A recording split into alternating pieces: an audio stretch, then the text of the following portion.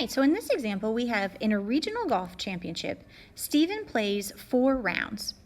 The score for a round is recorded as positive or negative. Right? In golf, you can either score positive points, which is not what you want, or negative points, which is what you want. Okay. If Stephen scores 6 points under par for all 4 rounds, what is his total score for his game? Okay. So take a second and think about what you would circle, underline, box, the steps you would evaluate, and solve it. I'll be back on in a second to talk about our answers.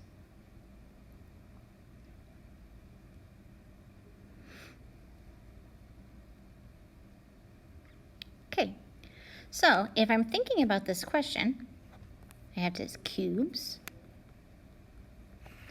I'm going to circle my important numbers. The 4 is kind of in disguise because it's written as a word, but that's important, and 6. This 4 is also important. It's the same thing as the other 4, so you don't necessarily have to circle it. The next thing I'm going to box, or I'm going to underline, is what is his score for his game. Now I'm going to box the key words. This one's a little bit tricky because there isn't a key word that we're totally familiar with.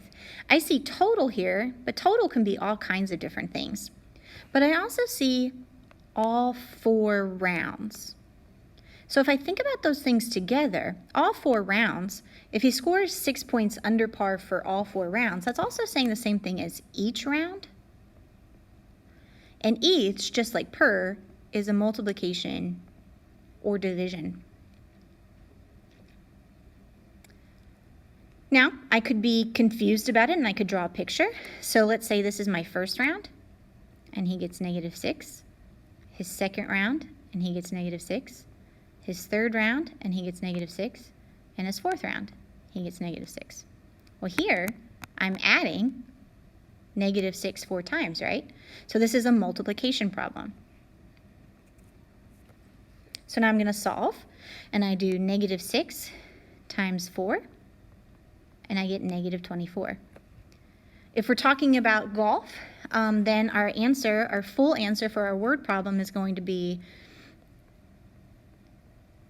Stephen's score